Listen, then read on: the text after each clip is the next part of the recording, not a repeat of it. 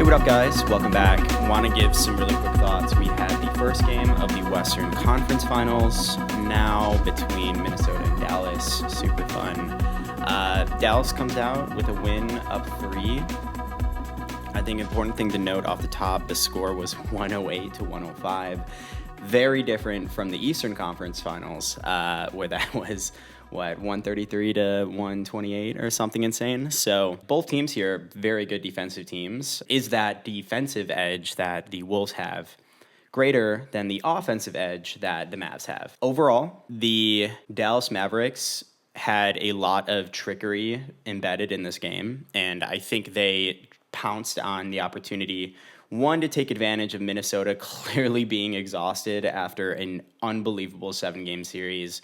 That could have been the finals, essentially. Kyrie, starting off the game, he came into the game averaging 6 points in the first half. He had 24 points this time in the first half, and I think he finished with 30 total.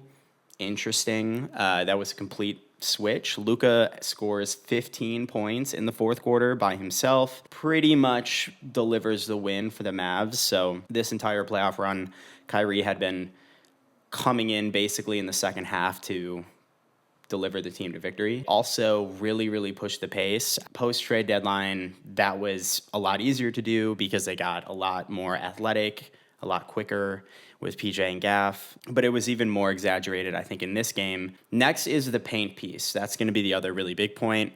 Mavericks go plus 26 in points in the paint, which, if you know anything about the Mavs, they've always been a 3-point arc primarily focused team, and their ability to do this kind of damage in the paint, I think, is first of all a testament to the tanking they did last year. Golf clap.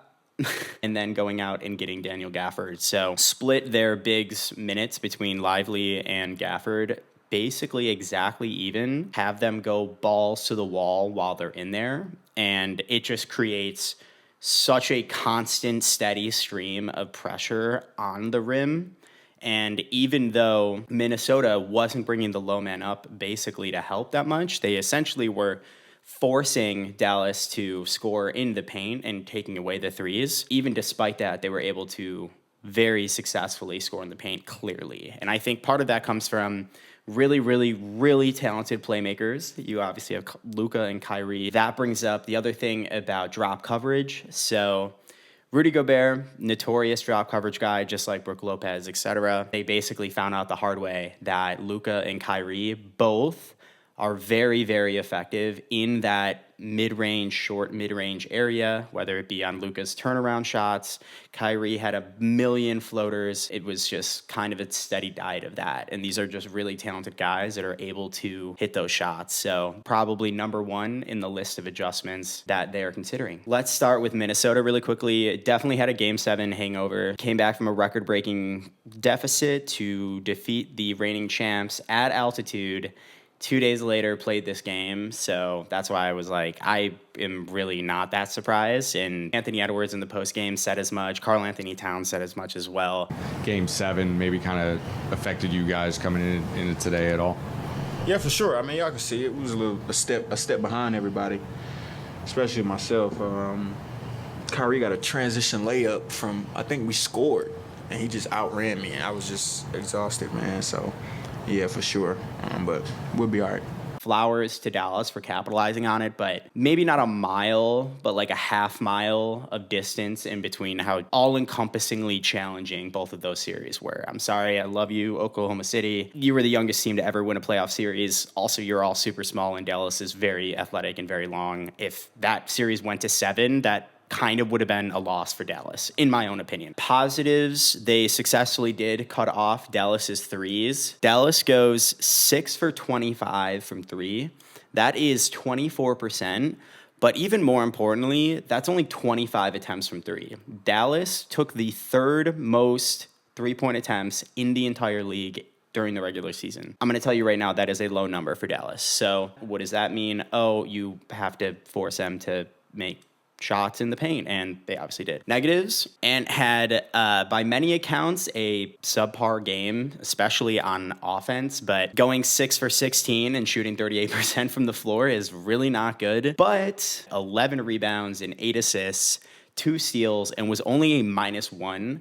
Granted, they only lost by 3 points, but I think that's really important. Greats find a way to positively impact the game for their teams. I mean, we're talking about a shooting guard that had 11 rebounds and 8 assists. Like, that is really, really impressive. Settled a lot from 3. He only took 4 field goal attempts in the paint. 12 of his 16 field goal attempts were from 3. I think that means he's kind of tired. Uncharacteristic defensive breakdowns. Kat mentioned this in the post game, lacking energy activity to spark fast break points, fast break scoring. It's not a secret that Minnesota, their half court offense isn't amazing, and they depend on transition scoring and fast break scoring opportunities to keep their offense afloat. What does that require? It requires a lot of energy and activity on defense. I really like the way that Karl-Anthony Towns phrased it, where he said, one thing that everyone in this room knows is that when we're playing Timberwolves, the basketball, and we're defending at a high level, we do tend to make mistakes, but we make up a lot of those mistakes in aggression and activity. Today, when you're not having that kind of activity, aggression, it can't be covered up. Not only is that lack of energy and activity costing you defensively, not able to chase Luka from behind, but you're also hurting your offense because you do rely so much on fast break scoring. Keys to win. Number 1 is rest. It's literally been 2 days since a Game 7, a historic one. Do that.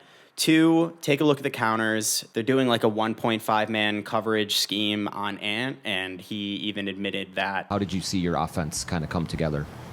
They're down the floor. The big man he's not super high up like the last 2 series. And we didn't really know what to expect. So came off and was open a bunch of times and took the shots, and I'll make them next time. I live with it. I think he's proven to be a pretty effective mid-range scorer. So that sort of coverage on Ant, where you have somebody else basically clogging his driving lanes intentionally, the whole team is going to have to figure out their counters to that. In addition, forcing the bigs to play make. There was a stretch in the game where the Mavericks were spamming the pick and roll with the bigs, basically running the classic Luka pick and roll right to the basket. Are you going to commit to me, or are you going to play the lob? Whichever one you don't do, I'm going to kill you on. And countered that with doubles, and when you double, you have to hit the roll man, and Luka did that a couple times, and Gafford got stripped on one of them, for example. So I just think forcing the Dallas bigs to play make is just a no-brainer. Last but not least is just focus on the fast break points with better defensive energy. Kind of the bare minimum requirement for Minnesota, because I know you have Ant, but not like you have Luka or Kyrie, who can probably get you 12 to 15 points in a fourth quarter, even against literally the best defense on the planet. You just have Anthony Edwards, and nobody else can do that. So I just say that to say you need that energy to help you, not just in the fourth, but even earlier, score so you can insulate yourself later on. Dallas, number 1, summary, Kyrie's magnificent first half. Pace setter in the Olympics that just runs really fast and then breaks off. 24 points in the first half, just 6 in the second half, and only 1 assist in that first half. So you come out guns blazing, not really getting guys involved. And one of the big takeaways from Dallas' side is really didn't get great production from the others, if you will, on their team. When you have 2 guys who can go supernova offensively, it's going to be a rolling question for Minnesota how they're going to try to thwart that. Capitalizing on Minnesota's sluggishness, like I mentioned, their outlet passing and fast break points. I think that pressure out of the gate forces Minnesota to commit to running back earlier. It wears them out even more. So positives, taking what the defense gives them and murdering in the paint. Really impressed with how effectively and Kyrie and Luka were able to, score, I think, in that short mid-range. Especially Luka, even with Jaden, thought that was going to be a little bit tougher. But hey, secondly, related to that, Luka's just still legendary. Just goes without saying. This guy is just so talented. Constantly reading and reacting, putting guys on his hip. He alone had a 7-0 run by himself in the fourth quarter. He went 5 for 8 in the fourth, 15 points total. The guy can just get into a state of mind where it doesn't matter who's defending him. Really big positive. Next, you have the experience and Kai's leadership.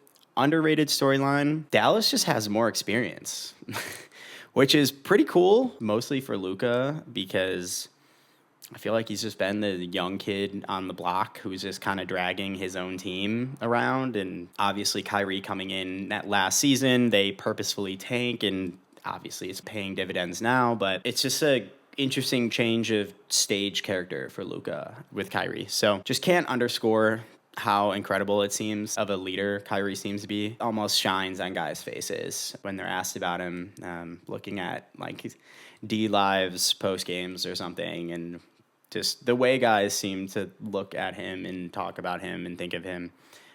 It just seems really great. And the way that Kyrie talks about Luka, talks about the team, his role being a vet, he just seems like very, very in touch with spirituality in a very authentic way, and will open himself up at any point, and seems to really talks about how important off the court bonding and stuff is important. And so anyway, I just think that that's awesome. Like, that is kind of the poster child vet leadership kind of attitude to have. Good on you, Kai. Next is Luka's defensive impact. He had a late steal on Jaden, and then he broke up a lob pass, which I just don't know if I've ever seen Luka Doncic do. Kind of maybe should surprise us a little bit that he doesn't do this more. J-Kid said in his postgame, like, this is the time of year when Luka turns up his defense. Props to Luka. He really stepped it up, and he can make very good defensive plays when you're built like he is. I think they're going to need it. They're really going to need it. Last but not least, others hit shots when needed.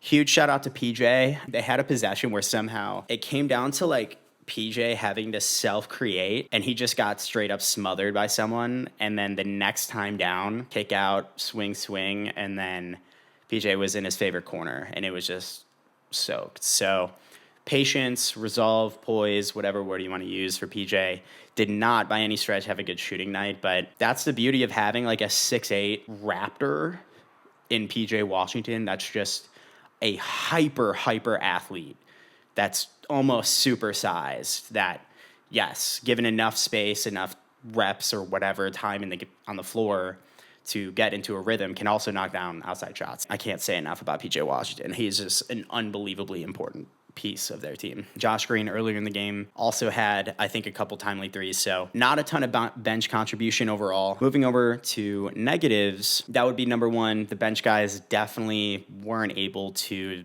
step up and knock down a ton of the open looks and shots that they were getting. Obviously, it's great to be able to make up for that offensively later in the game, but a lot of those guys obviously work their tails off on the defensive end, and with Dallas, it's really just a pick your poison between kickouts and the rim runners. So as you get deeper in the series, you understand guys' tendencies and whatever else. So expect them to make more of those looks going forward. Lastly, keys to win. Role guys must be ready for outside shooting opportunities. I know it's the conference finals. There is a lot of pressure. You got to just step up, knock them down. I have a lot of faith they'll be able to get more comfortable with it. Next is bringing Rudy away from the basket. Goes without saying, defensive player of the year, fourth time. Rudy's going to try to hang back and bring guys up.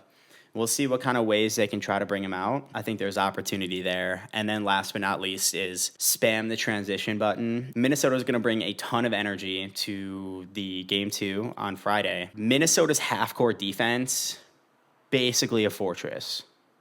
So when you, again, have hyper-athletic wings, Jones Jr., Josh Green, PJ Washington, Hardaway if he plays, Hardy, these guys are fast. Even Gafford and Lively are like fast. So you want to disrupt the Wolves from matching up properly, getting really set. That was a huge breakthrough for Denver last series where Jokic was like, when they demolished the Wolves in game 3, he was like, yeah, just get the ball across half court in 3 seconds.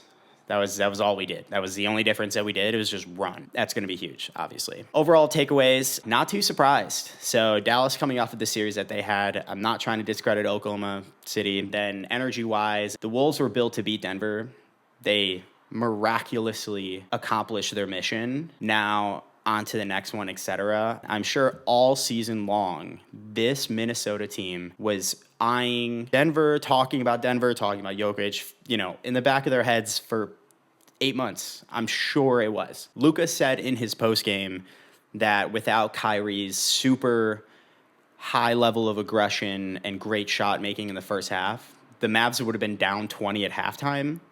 I think he's right. I think Kyrie was able to capitalize and get those easy buckets. He got a couple and ones, a crazy and one to end either the first or second quarter. The Wolves bringing in much more defensive energy and tenacity. They're going to cut down on that. They're going to make shots a lot harder. And specifically, the Mavs role players, I think, are really where we all need to be spotlighting in our brains, because Minnesota cut off the three and it didn't even matter to Dallas. Based on how the role players performed in this game, pretty high likelihood that we will see Luka and Kyrie get forced to make those looks, across the court, kick the ball out to shooters, things like that, which puts obviously a lot of pressure on the others. And so we'll see how they fare, especially if we get a super cranked up Wolves team. Also want to give some love to the role players on Minnesota quick.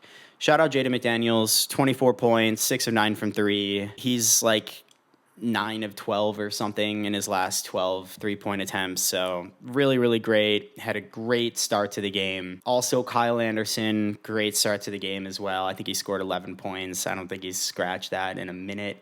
But he was really useful, I think, earlier in the game in the first, second quarter. They put Lively on him knowing he's not a great shooter. So he could basically just walk in to like 10, 12 feet to the basket, just knocking him down. That will do it for today, guys. Thank you so much for tuning in, and until next time.